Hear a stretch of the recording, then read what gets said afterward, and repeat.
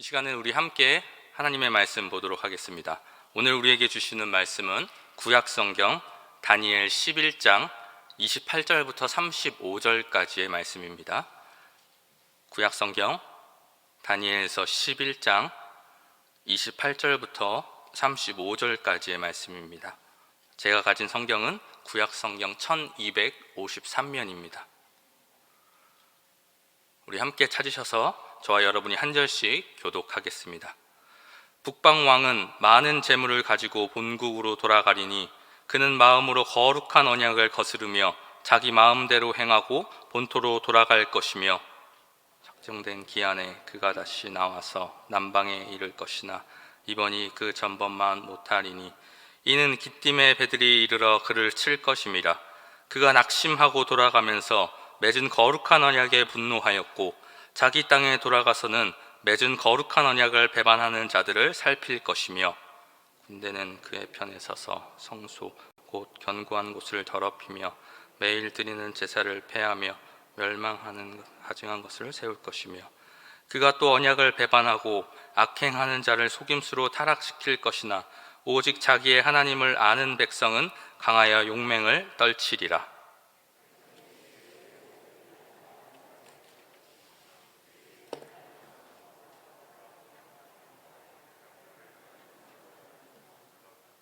그들이 몰락할 때에 도움을 얻을 것이나 많은 사람들이 속임수로 그들과 결합할 것이며 또 그들 중 지혜로운 자 몇 사람이 몰락하여 무리 중에서 연단을 받아 정결하게 되며 희게 되어 마지막 때까지 이르게 하리니 이는 아직 정한 기한이 남았습니다. 아멘. 우리가 다니엘서를 한 장 한 장 살펴보다 보니까 이제 11장까지 왔습니다. 이제 다음 주면은 12장으로 다니엘서가 강계가 마치게 되는데 여러분 이 어려운 책을 같이 달려오시느라 수고 많으셨습니다. 오늘은 좀 다니엘서를 정리하면서 또 예수 그리스도의 오심까지 일어난 일들을 살펴보려고 합니다. 다니엘서는 다니엘이 죽기 전인 주전 530년경쯤 다니엘이 기록한 것으로 알려져 있습니다. 기록 목적은 크게 세 가지가 되겠습니다. 첫 번째는 하나님께서 역사의 주인이시고 그리고 하나님께서 역사를 이끄시는 주권자다 하는 겁니다. 하나님이 역사의 주인이시다. 바벨론 왕궁의 포로로 잡혀왔었어도 이스라엘 범죄로 인해서 심판으로 바벨론 포로가 된 것이지 하나님은 하나님이시다. 그래서 하나님은 왕궁에서도 하나님이실 뿐만 아니라 모든 꿈과 계시의 하나님이시고 그리고 그 모든 역사를 주관하신다고 하는 것을 미래를 예언해 주시는 것으로 분명하게 드러내 주십니다. 그래서 바벨론 포로 시대 때부터 그 다음 나라들 계속해서 예수 그리스도의 오심과 메시아의 왕국이 영원한 나라가 임하는 것까지 이 다니엘서를 통해서 예언해 주십니다. 우상은 아무것도 아니고 하나님이 다스리시고 하나님만 붙잡으면 살 수 있다. 이것이 다니엘서의 첫 번째 주제입니다. 목표예요. 두 번째 목적은 이스라엘이 범죄했었다 할지라도 하나님은 여전히 이스라엘을 사랑하시고 이스라엘을 위한 계획을 갖고 계신다. 그 증거가 약속하신 대로 70년이 지나서 포로에서 돌아갈 수 있도록 해주시고 그리고 누구든지 하나님을 믿고 구하는 자에게는 응답하시는 하나님이시다. 민족의 죄를 끌어안고 백성의 죄를 끌어안고 하나님 앞에 엎드리는 자를 통해서 하나님은 계속해서 역사하신다. 그 다니엘이 세 일의 기도를 하고 또 금식 기도하고 하는 이런 모든 것 속에서 하나님은 다 응답하시고 신실하게 역사하셨다. 그러므로 어느 누구든지 하나님 앞에 작정하고 엎드리면 하나님이 도와주신다. 여러분 오늘 우리도 마찬가지입니다. 하나님께 작정하고 연말연시 어렵지만 모든 것이 뜻대로 안 되고 개인 사업뿐만 아니라 소상공인들이 얼마나 힘들어요. 그러나 하나님 붙잡고 또 특세가 준비되어 있습니다. 미리 작정하고 지난번에 말씀드린 것처럼 미리 하나님 앞에 작정하고 나가는 사람에겐 이것이 선물이 되지만 작정하지 않고 대충 하다 보면 아무것도 안 됩니다. 하나님 앞에 결단하고 부르짖는 주의 종들 되기를 축복합니다. 그리고 세 번째 다니엘서의 목적은 기록 목적은 예수 그리스도를 통해서 하나님의 나라가 도래한다는 거예요. 이 세상에 수많은 권세들이 있지만 다 하나님이 심판하신다. 예수 그리스도께서 오셔서 영원한 하나님의 나라와 의를 이루신다. 이 땅에 보이는 그 어떤 제국도 영원하지 않다. 이 땅에서 보이는 어떤 불의에도 낙심하지 말고 하나님만 믿어라. 하나님이 다 심판하신다. 그래서 다니엘의 이름의 뜻이 하나님은 나의 심판자이시다 이거예요. 이러한 기록 목적을 가지고 다니엘서를 기록을 했는데, 이 다니엘서가 바라보는 것은 바로 예수 그리스도의 왕국이에요. 그리고 오늘 우리는 이제 이번 주에 성탄절을 맞이하게 되었습니다. 저는 오늘 11장 다니엘서 11장을 함께 여러분들과 나누면서 이 성탄절을 우리가 앞에 바라보면서 이스라엘 다니엘이 예수 그리스도의 오심과 영원한 메시아의 나라를 바라보면서 앞으로 어떤 일들이 반복될 것인가, 그리고 이 반복되는 역사 속에서 누가 예수 그리스도를 맞이할 것인가 하는 부분을 오늘 이 11장에서 소개를 하고 있습니다. 저는 오늘 여러분들과 함께 이 말씀을 나누려고 해요. 성탄절이 올 때까지 어떤 일이 반복이 되는가, 그리고 이 땅의 성도들은 어떻게 살면서 이 땅에 오시는 하나님의 나라를 예비할 것인가, 이것을 오늘 여러분들과 함께 나누려고 합니다. 첫 번째, 예수께서 오시는 때까지 이 11장을 통해서 말씀하고 있는 사실은 역사의 흥망성쇠는, 그리고 역사의 권력 다툼은 계속된다는 거예요. 이 땅의 모든 나라들이 끊임없이 세워지고 일어났다가 넘어졌다가 하는 일들이 계속된다. 이것이 이 11장 전체에 나와 있습니다. 그림 하나 좀 보여주시면은, 우리가 다니엘서 2장과 7장에서 아마 기억이 나실 거예요. 신상을 통해서 하나님이 이런 나라들이 계속되고 또 이런 짐승들이 나오고 그러면서 이제 이런 메시아 돌이 하나 떠서 이 모든 나라들을 다 로마까지도 다 부셔버리는 어떤 그러한 이상을 보여주셨고, 이것이 전체 기준이 돼서 계시록 나머지 장에 다 나오게 됩니다. 그러면서 가장 먼저 11장에서는 앞에 것들은 제외하고 페르시아가 이미 시작이 됐기 때문에 페르시아부터 나오게 돼요. 나라의 흥망성쇠를 11장에 간단하게 설명을 해주는데, 가장 먼저 11장 2절에 보면 바사 제국이 먼저 나옵니다. 아주 간단하게 지금 설명하고 있는 거예요. 2절 말씀을 보면 이제 내가 참된 것을 내게 보이리라 하면서 11장의 모든 일들을 이야기합니다. 이제 바사에서 새 왕이 일어나고 또 그 후에 넷째는 그들보다 심히 부요할 것이며, 그리고 강하여진 후에는 모든 사람을 충돌하여 헬라까지도 치려고 하고 헬라와 전쟁한다, 이런 이야기입니다.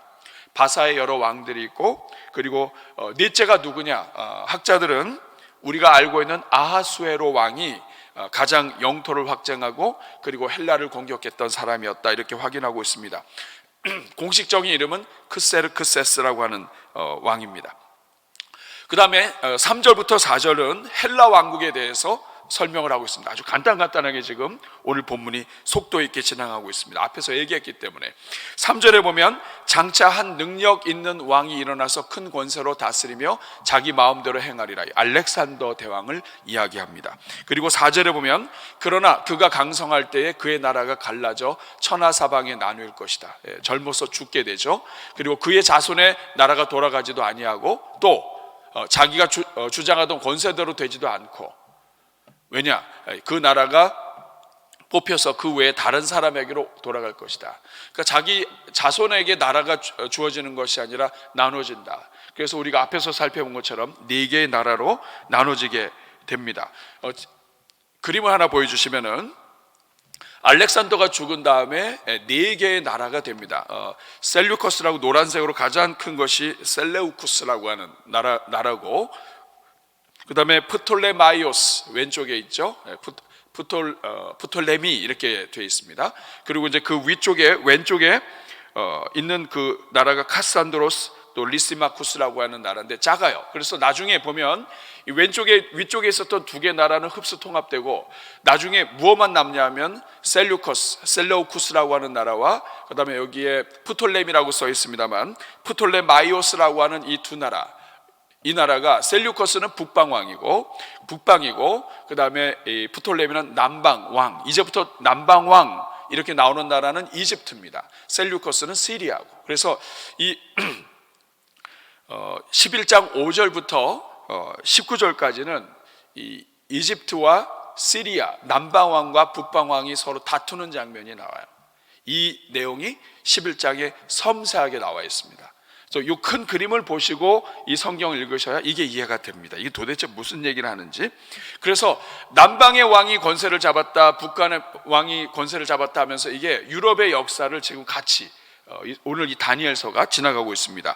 아주 간단한 것만 제가 말씀을 드리면 5절 말씀을 보면 남방의 왕들이 강해요. 그 군주 중 하나는 그보다 강하여 권세를 떨친다. 그래서 남방 왕이 처음에는 권세를 많이 잡습니다. 이 이집트죠. 그래서 이 팔레스틴 지역을 이집트가 장악을 합니다.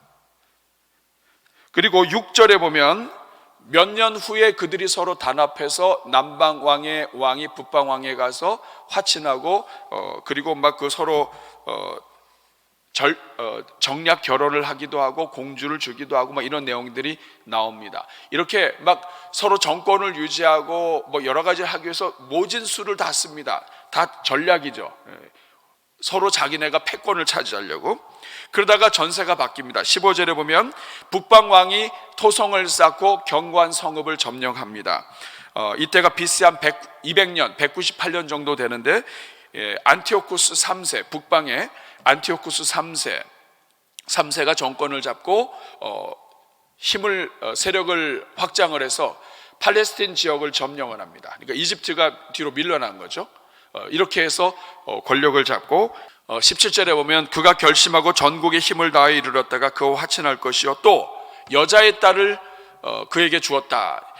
안티오코스 3세가 자기 딸 클레오파트라를 줍니다. 클레오파트라가 여기서 이제 나옵니다. 클레오파트라 1세입니다. 1세를 주어서 자기 딸을 주어서 그 이집트를 먹으려고 한 거죠. 근데 이 딸이 자기 남편에게 충성을 다해요. 성실하게 해서 그 프톨레미 남방 쪽을 아주 성실하게 해서 로마와 결탁하게 돕고 그래서 이 세력을 키웁니다. 그리고 나중에 이 클레오파트라 1세가 계속 좋은 역할을 했기 때문에 그 뒤로 계속 이어져서 나중에 클레오파트라 7세가 나중에 파라오가 됩니다. 그리고 나중에 안토니우스라든지 우리가 알고 있는 이러한 사람들과 더불어서 나중에 로마와 전쟁에서 패배하기 전까지 이 클레오파트라가 이어지게 됩니다. 그러니까 지금 우리가 성경을 읽고 있지만 유럽의 역사와 지금 같이 진행을 하고 있는 것입니다. 그리고 네 번째 부분은 20절부터 45절까지는 안티오쿠스 에피파네스 4세 이야기입니다. 이 사람의 이야기가 자세히 나오는 이유는 이 사람을 통해서 많은 학살이 이루어지기 때문에 그래요. 마치 적그리스도처럼 백성들을 믿는 성도들을 많이 괴롭힙니다. 21절에 보면 이 사람이 왕위를 이을 자는 한 비천한 사람인데 나라의 영광을 그에게 주지 아니할 것이나 그가 평안한 때를 타서 속임수로 나라를 얻습니다. 그러니까 원래 정상적으로 한다면 나라를 얻을 수가 없는데 자기 조카들을 죽이고 그리고 왕위 계승자가 아님에도 불구하고 왕을 이어받습니다. 그리고 남방왕을 싸워서 이기고 세력을 확장해요. 25절에 보면 그가 그의 힘을 다해 용기를 다해서 큰 군대를 거느리고 남방왕을 치고 그렇게 해서 이후로부터는 북방왕 안티오코스 4세가 팔레스타인을 지배하고 그리고 나중에 로마의 망하기까지 세력을 확장하게 됩니다. 여러분 이렇게 쭉 얘기를 들으시면서 우리는 무슨 얘기인지 잘 모르겠죠. 우리 대한민국의 역사도 우리가 제가 약한데 지금 세계사 유럽의 역사까지. 근데 오늘 이 본문을 통해서 우리들은 그냥 넘어가는데 학자들은 심각합니다. 왜냐하면 학자들 중에는 이거는 다니엘이 쓴 것이 아니다 이렇게 주장하는 사람들도 있어요. 그 이유가 뭐냐면 예언을 했는데 예언이 너무 정확한 거예요. 너무 자세한 거예요. 하나님께서 앞에서도 예언이 심상치 않았거든요. 바벨론이 넘어진 다음에는 메데 바사가 있고 그 다음에 헬라라는 명칭이 막 나옵니다. 여기 나라에 헬라가 나오고 그 다음에 철기 이런 로마 이런 부분이 상징이 되는데 이것만 해도 이것도 굉장히 놀라운 일이거든요. 이 나라가 그 다음에 한 큰 왕이 날아와서 막 표범처럼 빨리, 이런 모든 것들이 다 믿기 어려운 예언인데 너무나 정확해서. 근데 오늘 이 11장에 가면요, 남방왕 북방왕에 대한 이야기가 너무나 자세히 나오는 거예요. 그러니까 이 내용을 보고 못 믿는 것입니다. 그런데 이미 다니엘서는 BC 530년, 주전 530년경에 이미 하나님께서 다니엘을 통해서 쓰게 하셨고, 이 책이 이미 퍼지기 시작을 해서 이 예언책으로 그리고 선지서로 이미 자리를 잡았기 때문에 이 부분에 대해서 부인할 수가 없는 것이죠. 여기서 우리가 알 수 있는 것은 무엇이냐면, 하나님이 지금 보여주고 계시는 거예요. 누가 역사를 주관하고 있는가? 우리 눈으로 볼 때는 대형 제국들과 이 권세를 가진 사람들, 정권을 가진 사람들이 이 모든 것을 주장하는 것 같지만 그렇지 않다 이거예요. 역사를 주관하시는 분은 누구신가? 하나님이시다. 하나님이 다스리신다. 이 땅에 어느 나라도 영원하지 않다. 그러면서 영원하신 하나님을 사모하도록 하나님께서 이 다니엘서를 통해서 말씀하시고 메시아를 기다리게 하는 것입니다. 우리 사랑하는 여러분, 오늘 우리도 마찬가지예요. 우리는 시대의 여러 강국 사이에서 우리가 있습니다. 근데 중요한 사실은 하나님이 주인이시다. 하나님이 성경을 통해서 예언하신 그대로 다 이루어 가신다. 대형 제국들이 어떻게 시작되고 끝나는 것을 이미 예언하셨다면, 오늘 이 시대에 하나님 예수 그리스도를 통해서 메시아 나라를 이루시고 올 인류를 심판하실 구원과 심판을 다 준비하셨다면, 그 하나님의 말씀대로 계획대로 이 역사는 흘러간다 하는 것을 우리는 기억해야 할 것입니다.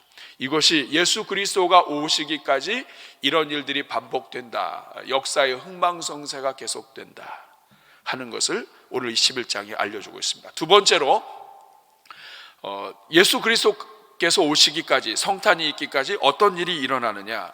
성도의 고난도 계속된다는 거예요.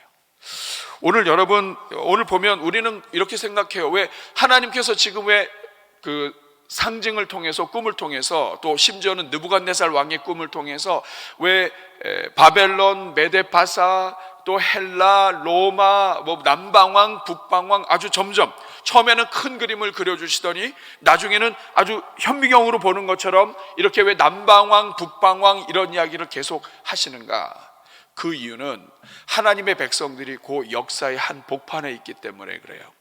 그래서 바벨론이 정권을 잡았을 때는 바벨론 때문에 포로로 잡혀가기도 하고 고난당하기도 하고, 헬라가 메데바사가 잡았을 때도 마찬가지. 헬라가 정권 잡았을 때, 로마가 정권 잡았을 때 그 역사의 한 복판에서 영향을 받고 핍박을 받고, 때로는 왕이 누구냐에 따라서 또 성도들을 핍박하는 사람, 하나님에 대해서 호의를 갖고 있는 사람, 이 왕이 누구냐에 따라서 이스라엘 백성들은 그거의 정권에, 세상의 정권에 영향받으면서 핍박을 당하기도 하고 고난 당하기도 하고 좀 줄기도 하고, 이런 일들을 반복하기 때문에 그렇습니다. 특별히 오늘 이 11장에는 남방왕, 북방왕 이야기가 많이 나와요. 그 지도를 한번 보시기 바랍니다. 아주 간단하게 이야기하면 그렇습니다.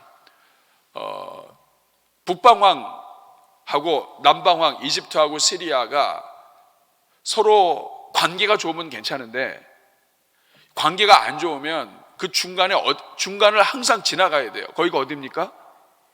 이스라엘을 지나가야 돼요.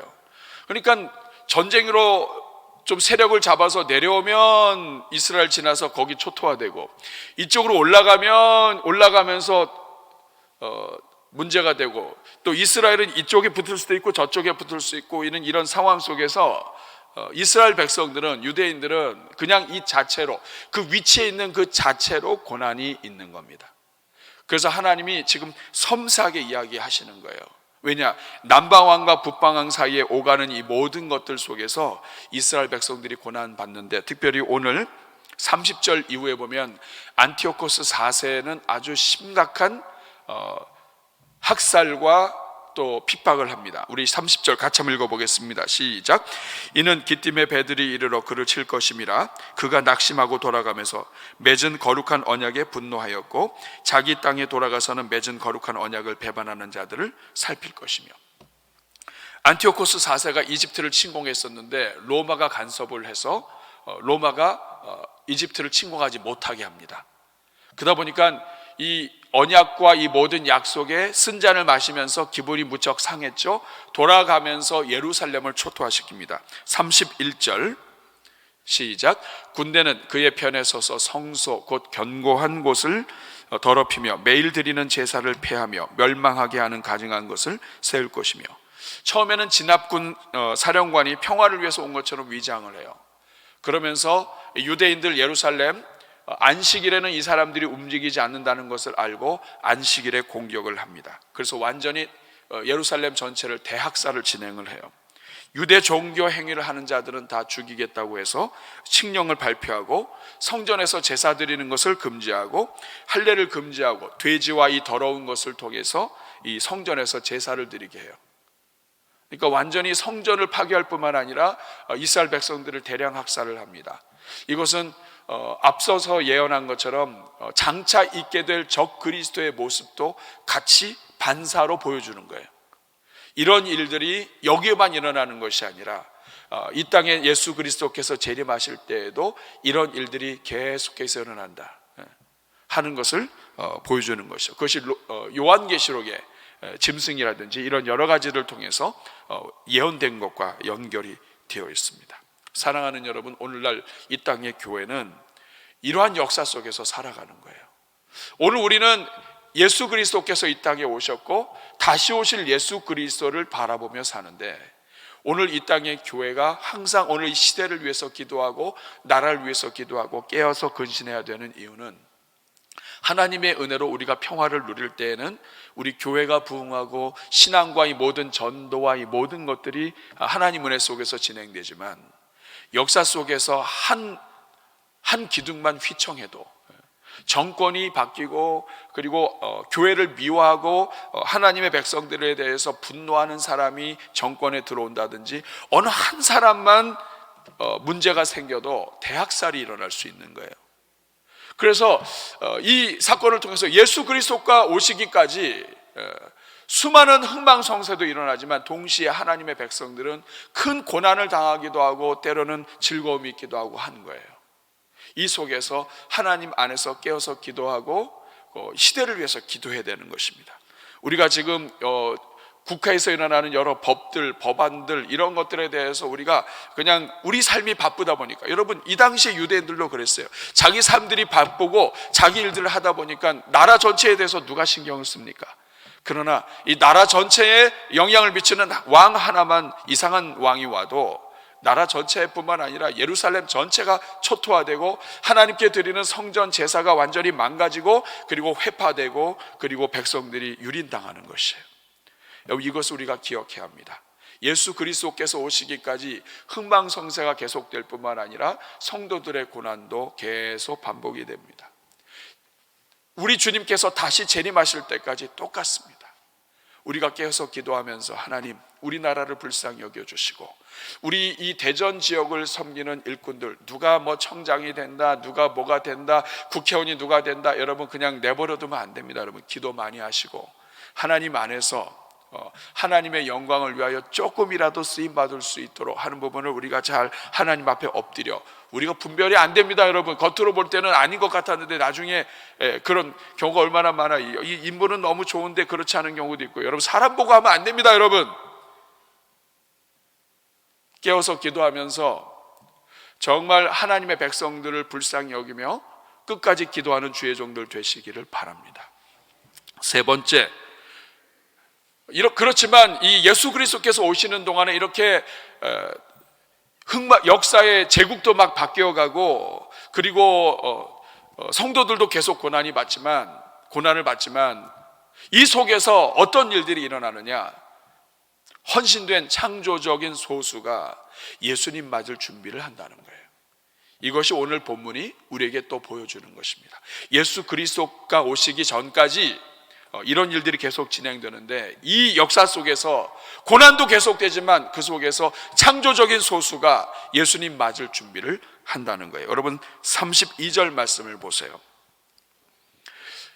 고난이 시작될 때 성도들의 반응은 둘로 나눠집니다. 어떻게 나눠지는지 한번 읽어볼까요? 시작. 그가 또 언약을 배반하고 악행하는 자를 속임수로 타락시킬 것이나 오직 자기의 하나님을 아는 백성은 강하여 용맹을 떨치리라. 여기 보면 두 종류가 나옵니다. 언약을 배반하고 악행하는 자가 나와요. 언약을 배반하고 악행하는 자, 하나님을 믿는다고 했고 예수를 믿는다고 했고 하나님을 믿는 유대인으로서 살았던 사람들 중에서 언약을 배반하고 악행하는 자들이 나온다. 이 말은 뭐냐면 변절자들이 나온다. 이 속임수로 타락시키고 타락당하고, 그리고 정권이 속이는 것에 속아서 넘어가고, 세상의 눈에 보이는 것 때문에 속아서 넘어가서 해서 결국에는 언약을 배반하고 악행하는 자들이 항상 나온다. 여러분, 오늘도 마찬가지예요. 이 코로나 전국 속에서 또 이런저런 환경 속에서 때로는 진급하기 위해서, 때로는 여러 이미지 관리 위해서 우리가 우리 자신을 관리한다고요.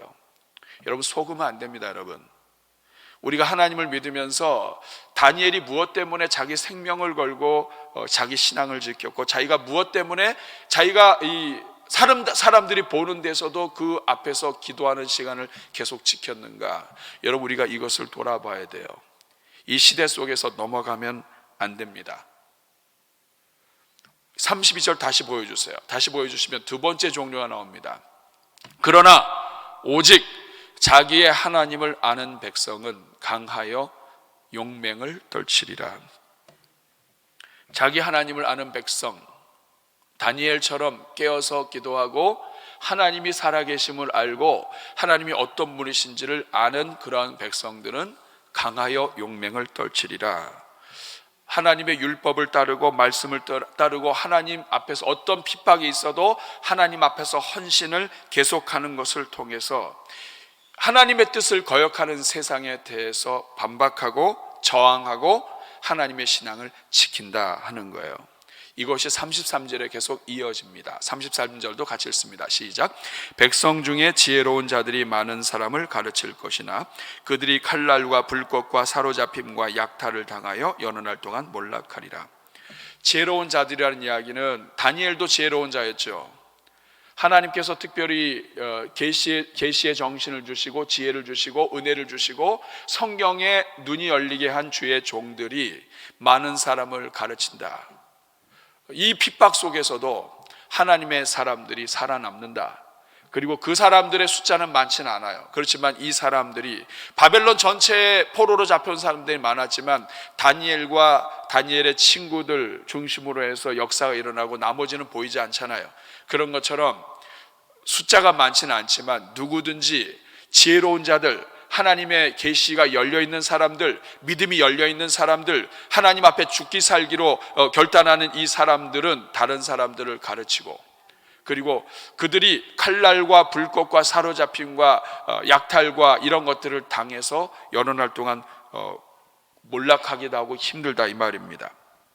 실제로 이 기간 동안에 안티오코스 4세가 정권을 잡아서 막 움직일 때, 이때 일어났던 여러 운동들, 또 창조적인 소수들이 있었는데 그 중에 하나가 하시딤 운동이라는 게 있어요.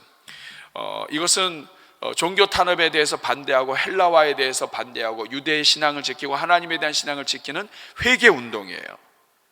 그래서 이 하시딤이 히브리 말로 경건이라고 하는 뜻인데, 이거는 이 사람들은 뭐냐, 우리가 이 모든 순환을 당하는 것, 우리가 다 하나님 앞에 범죄한 것이다. 그래서 회개 운동을 진행을 합니다. 많은 사람들이 학살당하고 죽기도 했어요. 그런데 여러분 34절 말씀 보세요. 그들이 몰락할 때에 도움을 조금 얻을 것이나 많은 사람들이 속임수로 그들과 결합해서 또 어려움 당하기도 해요. 또 이 하시딤 운동이 끝나고 마카비 전쟁이라든지 유대인들의 회복 운동도 일어나고 해서 일어나지만 35절 같이 읽겠습니다. 시작. 또 그들 중 지혜로운 자 몇 사람이 몰락하여 무리 중에서 연단을 받아 정결하게 되며 희게 되어 마지막 때까지 이르게 하리니 이는 아직 정한 기한이 남았습니다. 하나님께서 남기신다 이거예요. 남기신다. 여러분 연단을 받았어요. 여러분, 여기서 우리가 아주 중요한 것 35절을 다시 한번 보여주세요. 여기에 보면은 하나님의 백성들이 고난을 당했습니다. 그런데 이 고난을 당하는 것을 성경은 연단을 받아서 정결하게 되는 기간이라고 말합니다. 우리 사랑하는 여러분, 예수 그리스도가 오시기까지 유대인들은 엄청난 핍박과 고난을 당합니다. 감당할 수 없는 핍박이 있기 때문에 우리 주님께서 성경을 통해 다니엘을 통해서 반복해서 이야기해 주시는 거예요. 이거 있다, 이런 환란이 있다. 근데 여러분, 정말 이스라엘 백성들을 사랑하시고 불쌍히 여기셔서 이거 환란이 있으면 미리 알려주세요. 그런데 아주 중요한 말씀을 하십니다. 고난이 있고 이런 모든 환란이 있는 것은 이것은 연단을 받아서 정결하게 되는 기간이라는 거예요. 그래서 정결하게 되고 또 정결하게 되다 보니까 어느 정도까지 되냐면 희게 된다. 그리고 마지막 때까지 이르게 되는데, 왜냐? 아직 정한 기한이 남았다. 이 말은 뭐냐면 하나님이 역사를 주관하시면서 하나님께서 때를 조정하시고 예수 그리스도께서 오실 때까지 하나님께서 이들을 살려주신다, 이 말이에요. 그리고 나서 갈라디아서 4장 4절에 보면은 때가 참에 하나님이 그 아들을 보내사 여자에게 나게 하셨다. 하나님이 그 정한 때가 다 지나고 나서 여자의 몸을 통해서 때가 참에 하나님의 때가 이름에 하나님께서 메시아를 보내셨다. 우리 사랑하는 여러분, 오늘 우리 대한민국이 현재 경험하고 있는 이 모든 코로나 전국 속에서 또 특별히 이 교회가 경험하고 있는 이 모든 환난과 아픔과 또 신문이나 이런 것에 보면 이 교회는 이름이 계속 나와요. 다른 사람들은 이게 빠져도 교회는 나옵니다. 우리가 잘못해서 그렇습니다. 그런데 이런 여러 가지를 우리가 보면서 분명한 사실은 이 기간은 우리가 망하는 기간이 아니라 우리를 연단하시는 기간이고 우리를 희게 하시는 기간입니다. 우리 여러분, 동방 박사들이 와서 예수님에게 황금과 유향과 몰약을 드려요.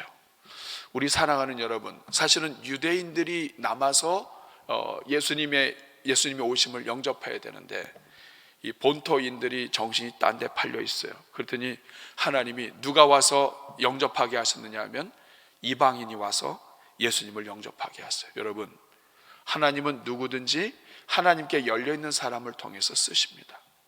오늘 우리에게 주신 이 기회를 우리가 잘 활용하지 못하면 촛대가 옮겨가는 거예요. 여러분, 코로나 전국 어려운 거 압니다. 지금 사태가 심각한 것도 압니다. 그러나 예수 그리스도께서 이 땅에 오신 것을 성탄절 예배 하나로 우리가 낼름 하기에는 예수님이 오신 것이 너무나 커요. 우리가 캐롤 축제와 이런 여러 가지들 하는 이유는 황금과 유향과 몰약으로 하나님 앞에 예물을 드리며 경배한 것처럼 우리가 한 번 드리는 그냥 이 작은 그냥 이 봉투 하나로가 아니라 정말 우리 마음 깊은 곳에서 우리를 이 수많은 학살과 이 죄악을 일으키는 이 모든 이 범죄의 현장을 끌어안으시고 모든 인류를 위하여 십자가에 달려 죽기 위해서 이 땅에 오신 그 예수 그리스도를 교회가 환경 때문에 굴하지 말고 교회가 어려우면 어려울수록 핍박이 있으면 있을수록 하나님 앞에 더욱더 엎드려 하나님을 경배하는 우리로 남지 않으면 누가 우리 주님 이 땅에 오신 것을 축하하고 환영하겠습니까? 여러분, 이번 한 주 동안 캐롤 크게 들으시고 예수님 이 땅에 오신 거 찬양하시고 예수님이 나 때문에 오셨습니다. 우리 대한민국 살려주시고 이 땅의 교회들을 주님 도와주옵소서. 이 땅에 넘어져 있는 성도들을 살려주시고 힘주십시오. 이렇게 한 주 동안 기대하며 동방 박사가 황금과 유향과 몰약을 드린 것처럼 우리의 자녀들의 재능으로 우리 부모들의 진심 어린 마음으로 예수님을 영접하는 이번 한 주가 되기를 주님의 이름으로 축복합니다. 기도하겠습니다. 자비로우신 주님, 어느 시대든지 환난은 계속되었습니다. 그러나 창조적인 소수 하나님을 믿는 주의 종들로 인해서 하나님의 교회는 계속 살아남았습니다. 이 자리에 있는 주의 종들이 창조적인 소수가 되게 해주시고 주님 오시는 날까지 정결하게 되어 하나님의 영광 올려드리는 종들 다 되게 해 주옵소서. 예수님의 이름으로 축복하며 기도하옵나이다. 아멘.